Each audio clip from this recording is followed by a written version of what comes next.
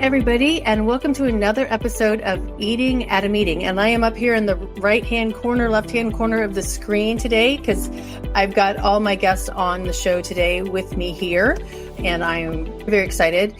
These four people, I'm five, represent part of the top 10 episodes that Eating at a Meeting has produced in the last 100 episodes, and we are at 300 today. So I'm so excited to welcome them back. They've all been on the show before, Laurel and Erin a couple of times, you and Tess once each, but I'm excited to welcome back. And those topics that we talked about before, I will share the links to those episodes in the chats here today. But one, Erin and Ewan were chatting about last time, raising why we need clear alcohol labels on bottles of alcohol. Tess and I talked about, we reconnected together, recapping a food and beverage experience that we had just shared at an industry conference. And she and I have been to multiple conferences together, so we can talk about how we eat or don't eat well at conferences. And Laurel was on a couple of times, but the most recent one is how the ADA law applies to food and beverage at events. And so we're going to kind of rehash those topics of conversation because they were the top hits for the last 100 episodes. And then actually, let me tell you who everybody is. So Erin down below me here, she is the executive director and founder of Allergies Strong. Tess Vismale is the founder of iSocial X, and she's a speaker and a voice of God. That's what you put on there? Voice of God. I did. And an event rescuer. Phillips, who is the only one from across the pond today. He is the CEO and founder of And It Has, which is an app that helps people with food allergies or anyone understand what ingredients are in the foods that you're looking at. And then Laurel is an attorney, and she specializes and advocates for legal services for families affected by food allergies. So just to give context of what we've talked about and who they are. So before we got on the show, we were talking about kind of a lot of stuff that's going on in the United States here. We're going to focus still on these things and how we do that. But I think we can all touch on this very first topic that I want to talk about is the transparency in food and beverage, because I think it touches all of us. Why clear labeling matters from alcohol to allergens. And I think you and Tess, you and I were all at events recently, but Ewan, can you talk about the one that you were just at and where the miscommunication with some labeling was and how it was important? Yeah, definitely. In the UK, we've had a few recent events where I've gone with colleagues and we've asked for information about allergens, ingredients in the food, and the staff just don't know. They've got to try and go and find it. And they make it a very painful kind of experience to find the information that should be really easy and at hand. And a few years ago, I used to have a community cafe, but it always have labels, really clear labels saying all the allergens that were in each item to make it very clear, very easy for people to navigate. And then we'd have more data behind the scenes if somebody needed to know items outside the 14. But these two events were just really well below par, really sketchy with just not having the information and staff not being really allergy aware at all about, well, why are you asking that?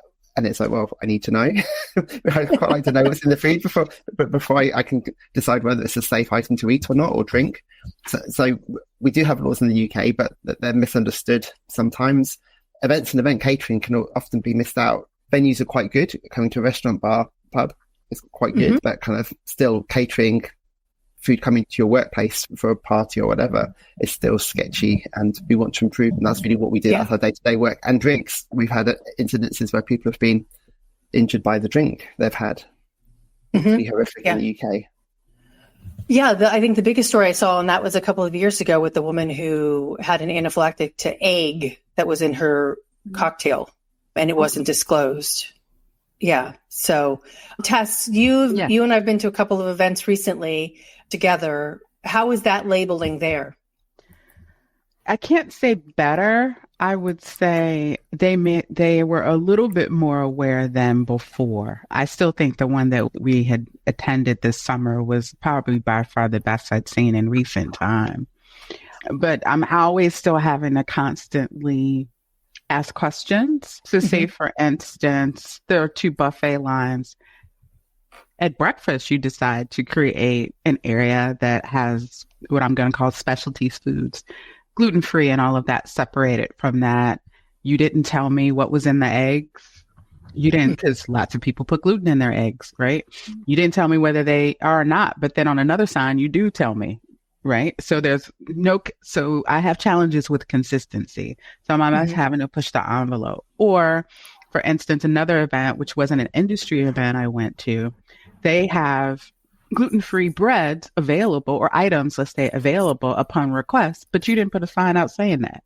So I'm coming through a line saying I can't eat, but you haven't communicated that to me. But luckily I was working on site, right? And I was saying, as I'm walking the line, and I always have to do all of that well ahead of time, I'm saying, put the sign out saying gluten-free upon request. So then someone can feel like they've been included and thought about, and that you could actually use the food that you actually purchased, maybe, instead of letting it go bad, maybe, possibly. And then I'm also still finding plenty of servers who are uneducated around the gravity of it, almost to a point of being attitudinal about it, or defensive, or still making it not as a priority or taking it as serious.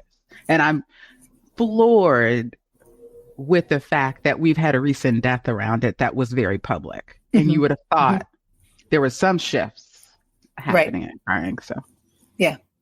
Erin and Laurel, do you want to pipe in on any of that? Okay, so I was just going to say, I was thinking of a case that I have right now against a restaurant, and their defense is the woman who was having an anaphylactic shock should have taken her vomit out of the toilet and brought it in to be tested. And therefore, I'm sorry, what? Yeah. Yeah. Oh my gosh. I've never heard of that before, but they just testified to that the other day, that she should have taken the vomit with a cup out of the toilet and brought it to the hospital and tested, because they said that we didn't have any sesame in that food. We didn't. But isn't the word shock and anaphylactic, regardless of how nasty that is? But isn't shock in there? So aren't there things that happen when people are in shock? So who would think that? It's just, I'm hearing more and more of these crazy defenses the more I do, which I think just makes people it gives a bad impression of the restaurant. And the fact that norovirus is going around right now, I mean, very prevalently, you want them to take vomit out of something and take it across your kitchen or across your restaurant. Oh my gosh. Wow. It just makes you really question where like human empathy and human understanding is, because we're here to support each other and look after each other and keep each other safe. And if things happen in your venue, you need to take some responsibility and help that journey get better from what's just happened. You can't then say to the affected customer, you should have done this while that was happening, when they're trying to stay alive or trying not to fall into a really bad situation. It's horrific. I'm just flabbergasted by that. I was about to say something similar, that it's sort of it makes you question the word hospitality. That's what I was going to say. What industry are we in again? Right. It really makes you question that terminology when you think of people having to go really far out of the way to get answers to simple questions about ingredients. I mean, we all deserve transparency in our food and the things that we consume. Medications, personal eye care items, all of them, because we're all making health decisions about it, whether we have food allergies or other conditions, or frankly, whether we're just protecting our health, because we know that there's a lot of things that are in both edible and non-edible products that touch our bodies that are probably not great for us or are definitively not great for us. And we all have to make personal choices about what we consume, how much of that we consume, et cetera. So the transparency issue is not a new one, and it's not one that's totally unique to a group of people that have chronic disease like food allergy.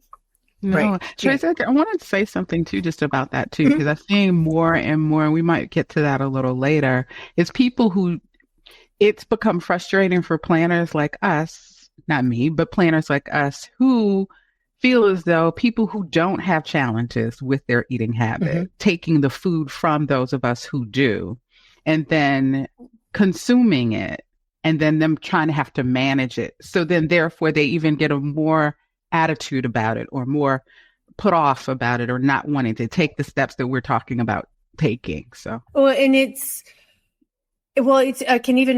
remember that situation where we were at the breakfast bar, right? And there's that separate table of that, and nobody's everybody's going to that thing because it looks like that's the toast that's set up and that's the toasters and everything like that. And it's not identified. I mean, at that other event, it was in Detroit, and they had the convention center had done a really big sign that said gluten-free, right? And it was vertical, right. And it was, granted, the food was on the same buffet, but there was a big sign to say, hey, this is gluten-free. I mean, on so that you were one. Really clear around that. Right. There's no.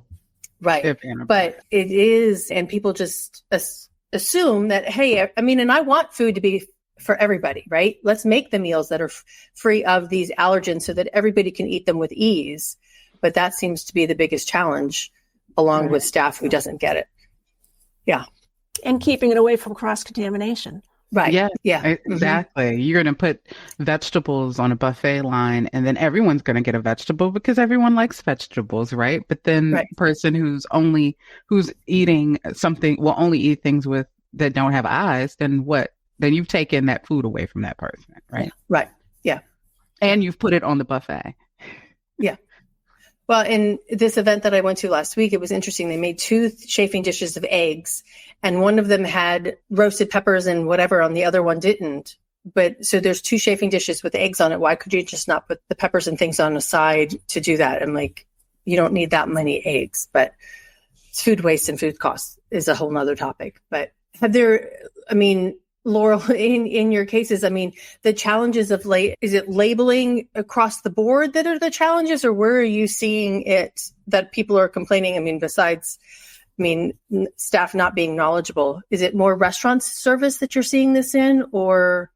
Yeah, restaurant service and training. So in Massachusetts, we had the first restaurant law from food allergies. The person in charge of every shift to watch a training video, was a 30-minute training video. And they would get a certificate after watching it. And you could walk away from the video and still get your certificate.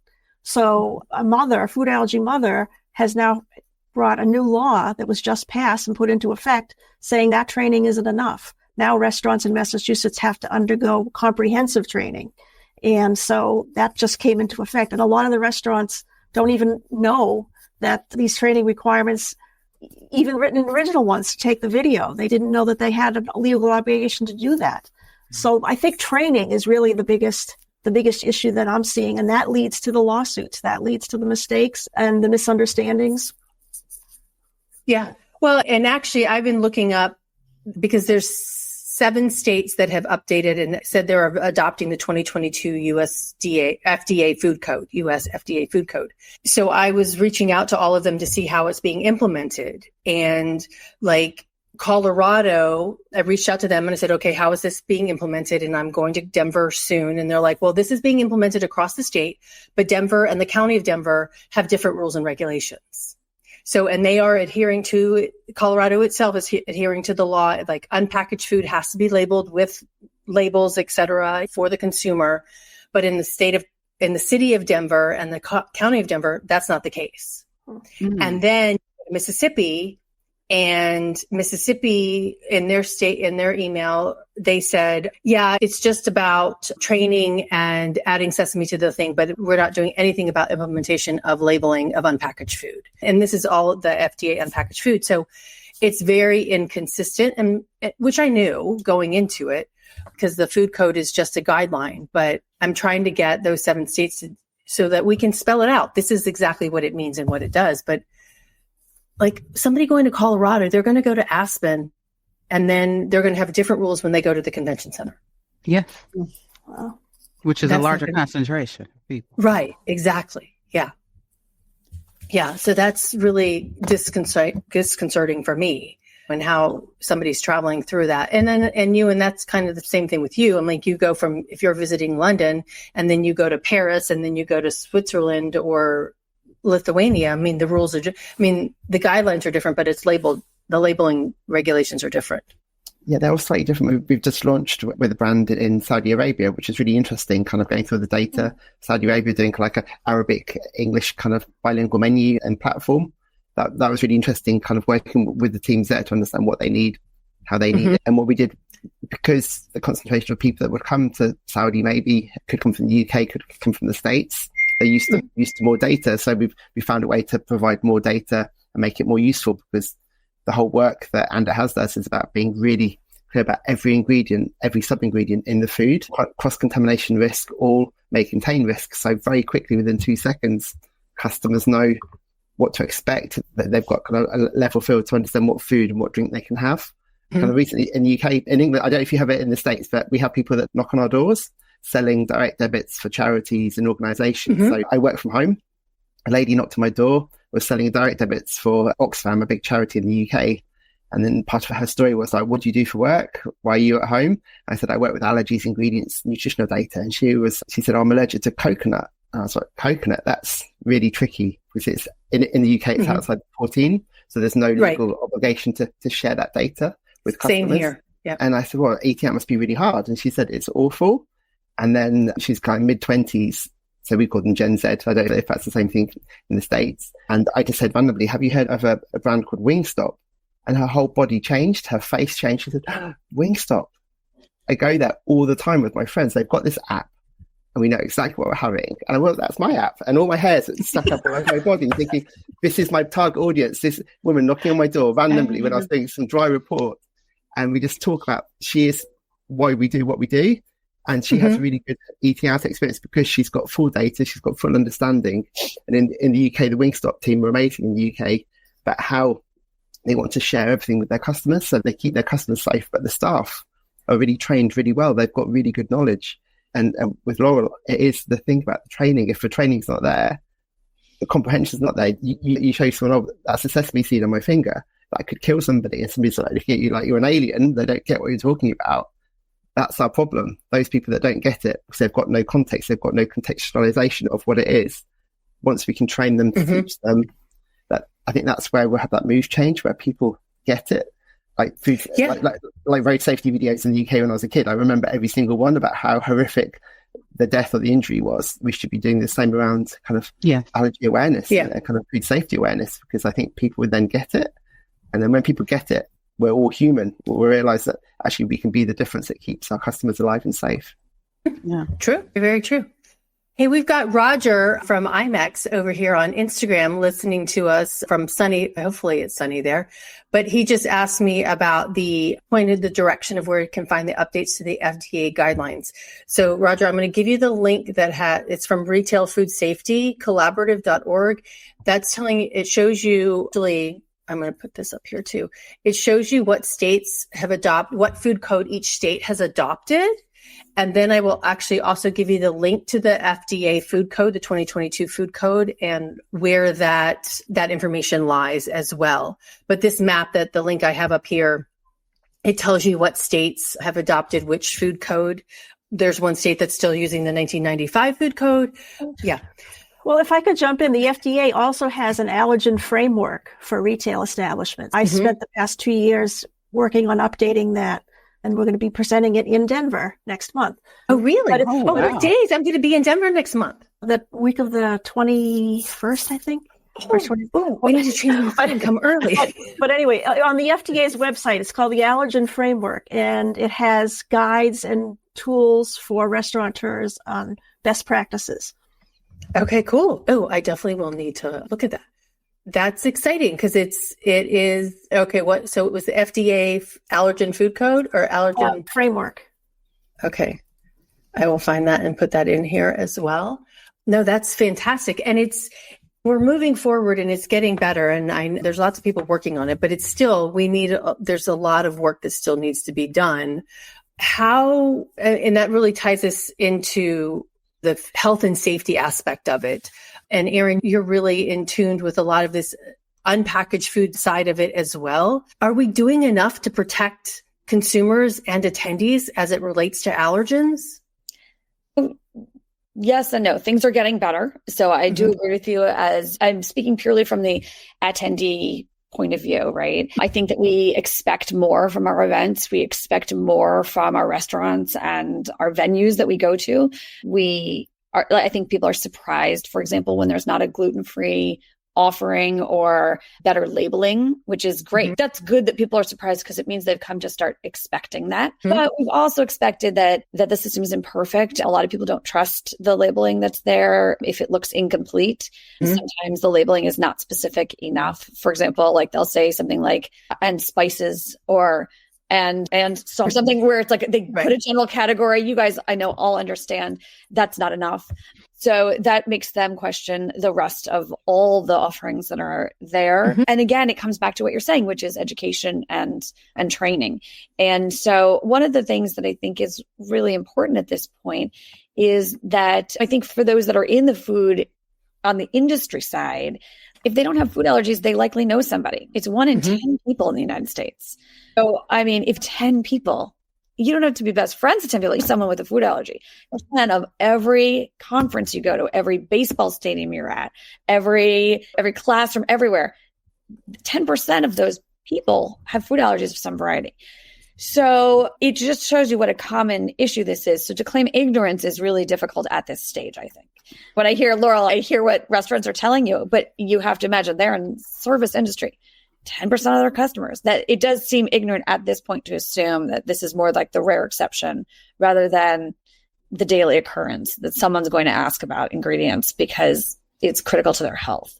And the other point that I think you guys have all made very well is that there's a lot of inconsistencies varying by both county, city, and state. And so that's something that, and not to mention country, my gosh, but that's something that patients and those with food allergies and other chronic conditions that require medically necessary diets, they may not be aware of.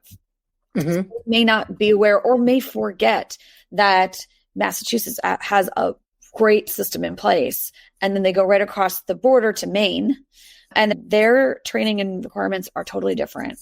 Or here, I'm in the Washington, D.C. area. So we live in sort of a tri-regional area because the district is not a state. I was going to say tri-state, but that's not correct. But still, all 3 areas, which are each within 10 minutes of where I stand right now. So I'm just as likely to go to dinner in Virginia as I am in Maryland, as I am in the district. And all 3 of those have different laws. And as a typical consumer, I'm not really aware of what those changes are or how they vary or what to expect or what my rights are in one place or another. And so that's another piece of the puzzle. And that's where advocacy organizations like mine come into play in terms of trying to get patients up to speed so they have their expectations straight. That said, it would be better to have some sort of uniformity, at least across the country. I'd love to see it just on more of the work that you've been doing for a long time about coaching people around labeling and what is the best way to be labeled. Like, I think there should be uniformity around that labeling at events and meetings and in restaurants. So that I consistently, when I go to a restaurant, it's labeled this way. And then when I come to an event, it's labeled consistently that way. And then I'm always looking for it. So again, I know that takes lots of money to put an advocacy campaign together around education and putting it into the community, but it really shouldn't these days. We shouldn't have to rely on large institutions and dollars to make this happen. Agreed. I think there are some simple common sense ways that can be helpful to everyone. It really involves just calling out the allergens and the derivatives of those allergens directly first and foremost. And it also involves something that seems really simple to me anyway, which is having someone knowledgeable on hand at events or in restaurants to answer questions. Yeah. Because there will be someone whose allergen falls outside the top, not in the United States, top 9 allergens. And we need someone that gets it to help us track down information. So once again, we can make decisions about our own health. But the critical piece is that someone has to get it and have had the training. But it makes sense to me to have an advocate on site that represents the business, but understands allergies and food safety in general. And talking about uniformity, I'm sorry, I just wanted to briefly say what about allergen precautionary statements like may contain? There's no regulation of those. There's no regulation on those. Yeah. And Definitely. There's thousands of them and nobody knows what they mean. So there needs to be consistency among They that. essentially don't mean anything at this point. Yeah. And I would say what translates over really well, you all, that I've seen work where a planner who had, I think maybe it might have been 3,000 attendees. And of that, it was way more than 10% who had filled out information about dietary restrictions. So what she did was she was proactive, and there were long lines of buffets, right, near the general sessions and all of that. So she created, it was just a cubbyhole, if you will, or a corner of the venue separate from the regular buffets, where that entire area was for dietary restrictions, and placed a chef in there. There's some action stations, but not to work the buffet lines or to work the action stations. Specifically, a chef, actually the person who's advocating and giving them the information that they need when they had to do it. But that was, to me, the only one that I had ever seen where it was that much of a concerted effort put towards education, where you had a live person. So it was not so much onus on the planner to constantly keep pushing. The actual venue was taking responsibilities, and then they know exactly what they're putting in their own food. So, right. I love that. You mean when the chef yells at you, say, well, I make the food, I'm not responsible for labeling it? Yeah, that's that one. Yeah. Ewan, what is the regulation in UK specifically on like the may contains? Is there anything? And I know that you all are advocating to get a food czar. What is that? And allergies are. Allergies are. Yes, allergies are. Thank you. So the may contain is still really sketchy in the UK. People are supposed to have precautionary allergen labeling where it says the risks, what could be in a product. But some businesses, especially smaller businesses, in some cases just don't get that they have to look at the whole label of a product that's going into one of their recipes that becomes one of their dishes, that they have to then share that story through their product. So it's a comprehension thing as well, with people understanding what we do. Different brands we work with, we spend a lot of time with the whole supply chain to understand where the risks are, how they come through the business. We've often changed lots of data codes of different brands because things have been missed out, and we've picked them up on our kind of micro kind of analysis of detail. But it should be included, but often it's not. There's an article I was part of yesterday that was 39% of vegan products in the UK sold may contain elements of dairy and milk, but it's not really clearly labelled. And that is terrifying. That's a massive number. And also, we can't rely on vegan products being allergy safe, but people have kind of fallen into quite a few bad deaths and illness through thinking that's okay because they've not been given the may contain risk. So they thought it was okay because it's vegan, which is kind of what we're talking about. So the labelling is unclear. It needs to be much better. And it really can be better with consideration, with planning, with understanding, with the whole supply chain working together with the venue, with the end user. If people work together and go in the same way of the tide of the stream, we can make that work. It's when people want to hide things because they want to sell more of a product that they don't really share it. Right. That's when things really do go wrong. And we just need to be really transparent, really open. And also, I'm working with a few brands and I say, well, don't have that product. If that product can't give you a really safe kind of data sheet, let's move away from that product and find another supplier that can give you a very clear product, a very safe product that doesn't have these possible risks that aren't really clear. And why would you have fish in a milkshake or whatever? Because it can be some for fish in a milkshake is a bad example, but sometimes people I'm sure somebody's done it though. Well, it's illegal now in the UK to have alibi labeling. Everything is in everything. We had that for a while in the UK. Okay. So you could buy something and it's got the 14 allergens that could be in it. And that's why I give the milkshake example, because then kind of it makes how ridiculous it really is. And that devalued everything that's been done. But now that EHOs, environmental health officers and trading standard teams are picking businesses up on that and say, well, that's not acceptable. You need to be very clear. And that's where the granular data that we work with, that helps that journey be really safe and really clear. So a lot of waffle, but the answer is that it's not clear in the UK. It should be a lot better. But again, we need education training for businesses and operatives working in those businesses, people that take in the delivery and check properly. But people don't, because people are time poor. Yeah.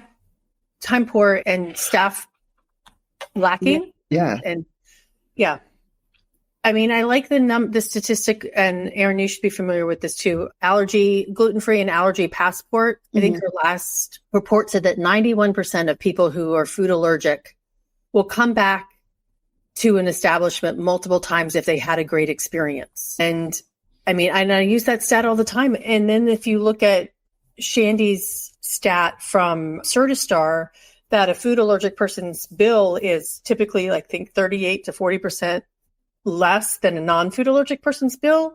Like if you can get that person to come back, give them a great experience, come back 91% of the time and have items that meet their needs more than 38%. You've got money in the bank. And then you've got those people's family who join them Right. or friends. Right. So it grows exponentially. It's an ecosystem, because then they'll learn how to prepare the foods. They'll learn how to be advocates for them and their areas, and so on. Right. Yeah, that's exactly right. And we're enthusiastic, not just return loyal customers, but we're enthusiastic about sort of proselytizing how great a restaurant service is when they go above and beyond, because we recognize that there's extra effort. This is not like taken for granted by someone who has food allergies. We understand. And in fact, those with food allergies often feel really nervous about asking questions. We can be nervous customers. So if you can put us at ease and give us a great experience like you do for other customers, oh, there's nothing like that. And I mean, that's really the true definition of hospitality to me. I mean, to go back to that, again, that's the real true definition. If I had someone who came to my house who had something that they couldn't eat, would I just let them sit at the table and not eat anything? No, none of us would do that. So why would a restaurant just, sorry. But we tip well too. We do tip well. We just got a comment saying that's what Heather said that as well. And we agree. Yeah, we tip very well. So no, it is worth everyone's time, I think, and energy. It definitely gets the repeat business comes with friends and family and a whole bunch of others. So it's great exposure. Well, I was in the Orlando airport, and what's the steakhouse that's in the Orlando airport by Delta Thai, Tess, you should know that. Outback. And because it's the only main restaurant in there.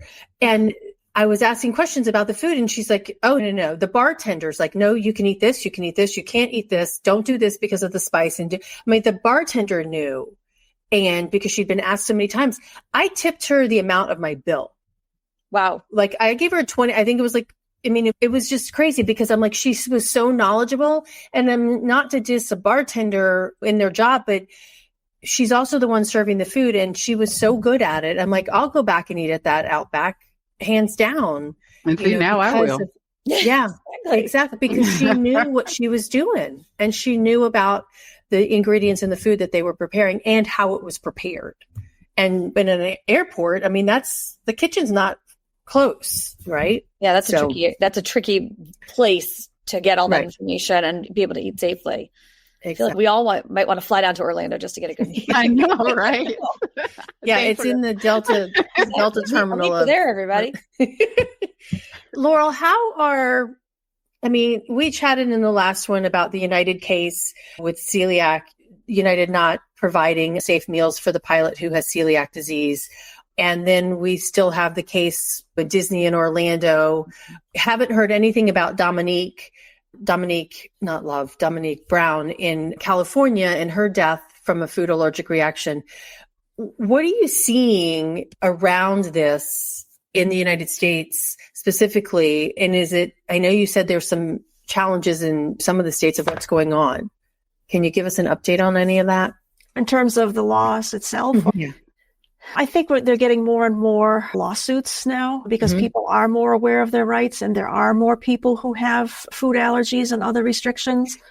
But so one of the things that does bother me right now is the Department of Justice isn't taking new complaints, and they enforce the ADA. So that needs to be addressed. We need to get the Department of Justice back online. But it's just more and more lawsuits and more law. And the more cases I have, the more excuses I get with people not wanting to accommodate or why they made the mistake. And I just think knowledge goes a long way once they know what's going on and they understand. So for instance, I had a case in Massachusetts, the only verdict in a food allergy case in Massachusetts, and the restaurant had to pay over $200,000. Wow. Plus attorney's fees. So I think maybe that would send a message that, look, if you're doing it wrong and you tick off the wrong customer, or you're facing a big liability. So hopefully that things like that will get the message to them, but it's gradual. Well, and the fact that we know the amount of money, I think, is one also instance, because there's some that are settled out of court, and we don't know. All of settled out of court. Yeah. Yeah. Okay. And so we don't know what they agreed to, or how much money they had to pay, or things like that. But does that help make change? Well, sometimes. So what I always do is I ask so if I'm negotiating a case and we're in mediation, for instance, I'll ask that one of the conditions be that the restaurant undergoes retraining and that put that as part of the settlement agreement. And I've had many restaurants who've agreed to that. Some don't, but I try to always incorporate that. So it's not just about money. It's about understanding and training. And another thing that I also have done in cases, I've said donations to food allergy organizations and that shows that you get it and you're helping to solve the problem. So I've had some cases where restaurants have given money to the big allergy organizations, and which I think is a win-win because they can write that off as a tax donation and they can advertise, hey, we gave to a great food allergy charity. So I try to make sure that my settlements contain things other than just money so that there will be lessons learned and change going forward. Yeah, lessons learned is definitely a huge one across the board. What do we see? This is kind of a touchy subject at the moment, but what needs to change now? I'm thinking of future predictions here in the States and in the UK, Ewan, to think about that. What needs to change now for a better food and beverage experience? I mean, we've mentioned training. We've mentioned the Justice Department taking new cases. What other things would you all want to see done? And Tess, you can bring that into that event planning side if you want.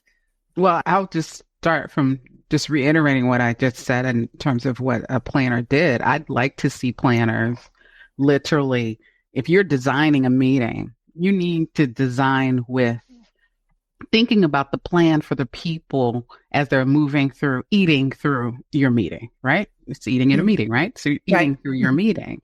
And the fact that you should be able to partner with your chefs to create an experience that's different and separating that and making sure that it happens in real time, that you don't say it, you've asked for it, that you've designated someone to work on site. There are those of us who love to work on site who actually can run your F&B and follow up with that and make sure that they're there when people are trying to eat.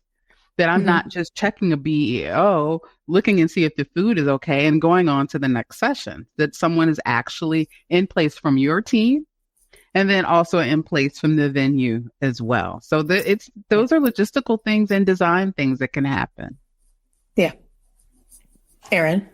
Well, I think one thing that would help us kind of give us overall improvement is kind of goes back to what you and I talked about in our last podcast is cinching up the alcohol labeling, because people in the United States really don't understand on the whole that alcohol is governed by an entirely different body. It's not governed by the FDA. So it does not fall under regular labeling laws. And many adults who are already adjusting to their food allergies or adjusting to adulthood, which involves alcohol in so many different respects, really struggle with this issue. And so while it's not one that affects children as much, it is one that would be really helpful. And so we are making progress in that realm. I'm really happy to give you an update that there is some progress. Actually, just about 2 weeks ago, the TTB, which is the Alcohol and Tobacco Tax and Trade Bureau, the former ATF, which governs alcohol, it's part of the Department of Treasury, which once again, none of us would think of as a food-related body, but it is suggesting mandatory allergen labeling that is similar to the food labeling here in the States. They're still requesting comment. This is far from being a done deal.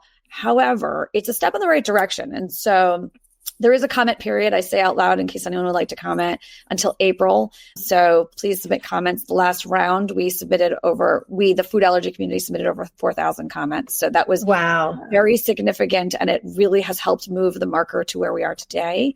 But getting that labeled would be really a step in the right direction. And I'm hoping it would not only impact alcohol purchasing, which, by the way, I think would expand alcohol purchasing by those who have allergens, because I think it would show us that many more things are actually safe for us than we thought. But at least I hope that that's the case. My hope is that it does that.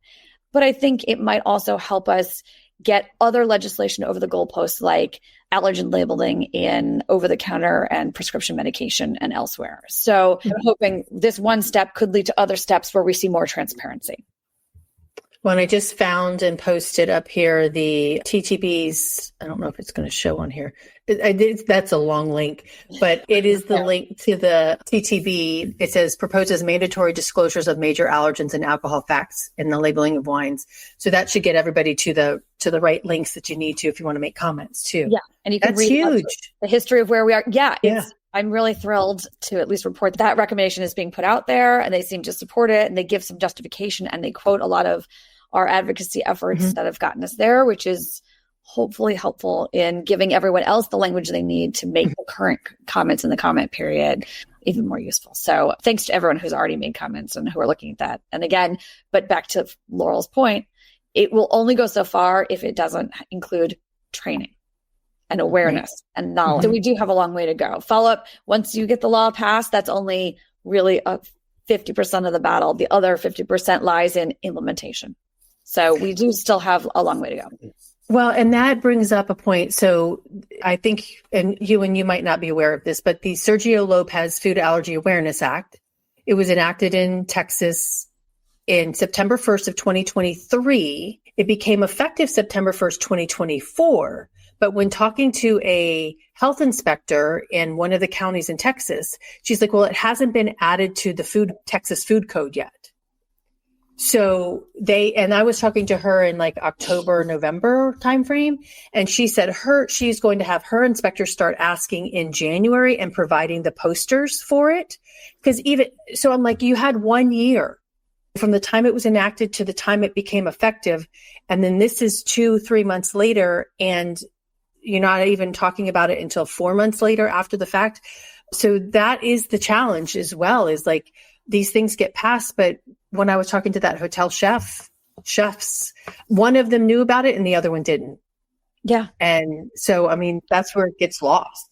I'm not surprised when it came to alcohol labeling, it required a lawsuit to get this moving. They were supposed to review the data in I'm making the date up a little bit, but I think it's around 2006. I mean, we're like that many years overdue for reevaluation, and it required a lawsuit to get them to do that. So in some ways that's not surprising. And in other ways it's totally shocking because it didn't require a lot to do it. Right? Alcohol labeling is a little bit different, but still that many years overdue. No, awareness campaigns should be up and running, and they're just common sense at this point. Right. Well, and it took Sergio's mom 10 years to even get the law passed. So back to the same point. Yep, exactly. Yeah. Ewan, what about you? What are you looking for in the future around now for better food and beverage experiences? Full disclosure, in the UK we have lots of products with special recipes or special ingredients or family recipes or secret ingredients that's not helpful to anybody at all, and you can take the bottle to a lab and they can tell you what's in it, so there's no point in hiding it, because if a person that really needs to know what's in it, they will be able to find out what's in it. So it's a real non-starter. I remember we've got a big venue. I live in a place called Ipswich in Suffolk, and we've got a big venue outside our town, and a lady allergic to almonds was planning her big work party. I think it was her birthday and her work Christmas party. She did all the research with the catering team. They planned all the food so she could eat everything. She can enjoy all the food, eat everything, and not worry. Talk to her team, talk to her family, everybody that was with her. On the event, she went to hospital after half an hour because they forgot to do the drinks. And she drank Prosecco. Wow. The Prosecco had almond findings in it, and she was straight to hospital. And it's just like, you can't make these stories up because it's so horrific. But again, it was, you grab the label, you grab this Italian bottle of Prosecco, you look at the label, it's not telling you anything about almonds. It's not telling you the finding process that's involved. So that labeling obviously needs to be massively improved. People need to be open and honest, but people in the supply chain need to know what they're doing with their product at the beginning and planning it. They could have found a different finding solution, or just share that it's got almonds, and she could have gone for another brand. But like stories like that, where you do all that research, you do all that planning, you think you've aced it, and then suddenly you find out that's not the case, and you've gone to hospital and you've missed the thing you were there to do. And so, yeah. And she was the birthday person. Yeah, she was it's her company, the birthday person, and everyone. Yeah, what would you do when your host suddenly vanishes? Is everyone going to dance and have fun? They're probably not. They're going to be thinking, is she okay? Is she made it? Is she safe? Is she stable? You're not going to just have a great time. You're going to be worrying. But Yes. So the answer for me, what do I want to see in the future? Just everyone being really honest, open, clear, considered about what they do, and share that through the whole journey, the whole supply chain. That's the only way we can be safer as customers. That's the only way we can support and empower and help our front of house teams and bartenders. And it's the only way the businesses can be stronger, their brand reputations can be stronger. And also for the suppliers and producers, celebrate what they make and share provenance. We're doing some provenance work at the moment about celebrating where the different component ingredients come from, like special kind of that's a like great idea. DOP areas. We do work around for like celebrating where that beef comes from or where that certain cheese comes from. And that goes to our platform. It celebrates what they do, and that's why they're unique. So just celebrate what you do. And if it's not good, look at how you can change it. Better suppliers, better products, less artificial ingredients, whatever people need to do for their own USP for their brand. Yeah. Right. Clarity and ease. And then for us as customers, like if you use a platform like ours, 2 seconds, you can see what you can have. So you're considered a good experience pre-event and at the event when you're there as well. And there can be criminal liability in the UK. I know a few restaurants have been held criminally liable for making deliberate things. Yeah. Go ahead. Sorry, Tracy. Even comprehension. Oh, sorry. Laurel, some of it was about comprehension, people saying what they thought was in a product, but forgetting that in one of the cases, the chef was marinating a piece of chicken in buttermilk and then frying it, but they didn't think milk was in the chicken. And it was just a really awful, somebody, Owen Carey, died from that on his 18th birthday, but his family did the research, went to the venue, checked again, checked with the bartender checked with the kitchen, but something went so wrong that the person making it didn't realize that was involved in the final output. And again, it's a training comprehension story, isn't it? About kind of being aware, understanding. So and actually that story reminds me of going back to the Sergio Lopez story, because he was asking if there were peanuts in the taco when he ordered it, when he picked it up, and then when he was eating it and going into anaphylactic shock. And then when his mother went back to the restaurant a few days later to inquire, and you get to learn our secret sauce. And she's like, well, what's in the secret sauce? And they're like, peanut butter. And her friend is like, well, he was asking about peanuts. And he goes, yeah, he was asking about peanuts, not peanut butter. So, Laura, I would be interested to find out what happened with that case legally wise, because I'd be suing the crap out of that company, that restaurant. But I mean, that is the thing. I'm like, Ewan, you cooked it in buttermilk. That means there's milk in the chicken. Yeah. In that too. And in the UK, we've got a big issue with pea protein at the moment. So from the peanut family, we've got pea protein. Lots of people are having reactions to it. It's in a lot of things. It's a bulker for lots of different products. That's really hard. So in the future, will that change? Will that become number 15? Will it become number 16 of our allergen list in the UK and maybe Europe? I don't know. But our platform enables the guests to do that. So that makes it really useful for them. Well, and I think some of here in the States, like some of the fast food chains had started adding that to their French fries. Yeah. Pea protein is increasingly becoming a problem here as well, as is lupine, just like you guys have in the UK and EU. So we're right behind you on the trend. Yeah. And then our friends, 2 Alpha Gals and the Alpha Gal Foundation are pushing for Alpha Gal to be the 10th top allergen listed here, which is the mammalian meat, which I think would like shut everybody down because of the animal-based products that are in foods that people don't think about. Yeah. Okay, Laurel, what would you see your future predictions to make that we need now to make better food and beverage experiences in future? So I'd like to see with restaurants more openness in the menus. So I currently have 2 cases involving tahini, where people didn't know that tahini was sesame, but the restaurant used the word tahini. And even the people in the back didn't know that tahini was sesame. So I think more disclosure on menus. Also, so I have this amazing girl in Massachusetts, 18-year-old, who's pushing to have Grubhub and DoorDash have allergen categories, so that when you order from Grubhub, you can say, I have this allergy, please make sure it's safe. Right now, it's sort of a mismatch of some websites allow you to put in the allergen, some don't. So this woman is really pushing to get more transparency in the online ordering system. And I think that would be wonderful. Yeah, that would be fantastic. I mean, and then I would love that to be pushed to the event side of the world, but that's hard. But yeah, No, this is all such valuable information. And I know we all come from a perspective of we have it in our families, we have it in ourselves, we have it in our clients, but it also, I think we all recognize based on the conversation here that it's better for business, right? And it's financially wise, bringing in more customers, and then two, not having to pay $200,000 plus an attorney's fees that you as a small business owner don't probably have as a restaurant. Right.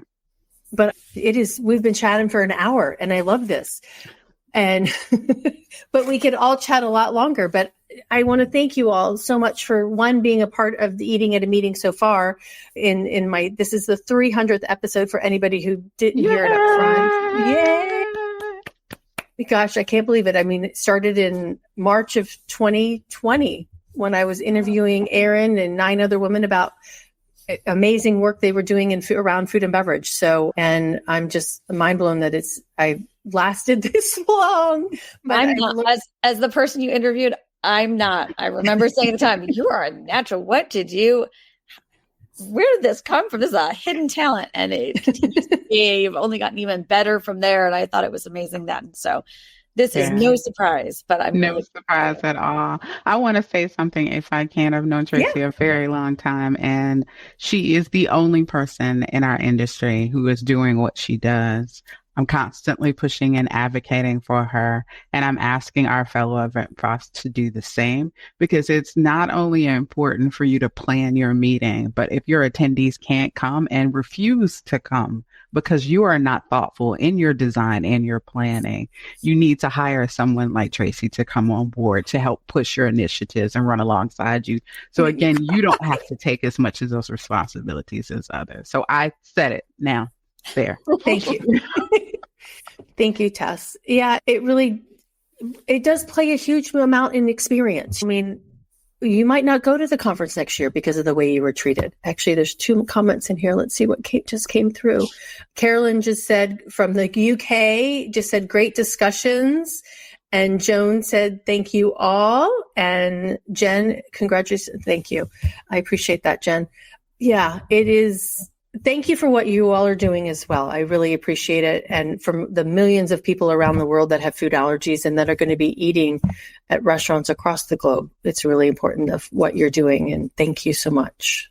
So, and Roger's been on Instagram this whole time. Thank you, Roger. So lovely. And he said, thank you to everyone and the guests. So I wish I could transfer those comments over here, but reach out to me, let's put everybody's comments, their links up here. I think I have them somewhere. Okay. Connect with Ewan. There's Ewan's LinkedIn address. And then here is Tess's. I'm going to give everybody their LinkedIn addresses. Laurel. There we go. And then Erin. And then I guess I should have mine up there, but if you're listening to me on LinkedIn, you know that you're listening to it on my profile. So everyone, thank you again so much for being here. And I appreciate you and everything you do. And for everybody that was listening, stay safe and eat well. Thanks for listening to the Eating at a Meeting podcast, where every meal matters. I'm Tracy Stuckrath, your food and beverage inclusion expert. Call me and let's get started right now on creating safe and inclusive food and beverage experiences for your customers, your employees, and your communities. Share the podcast with your friends and colleagues at our Eating at a Meeting Facebook page and on all podcast platforms. To learn more about me and receive valuable information, go to tracystuckrath.com. And if you'd like more information on how to feed engagement, nourish inclusion, and bolster your bottom line, then visit eatingatameeting.com.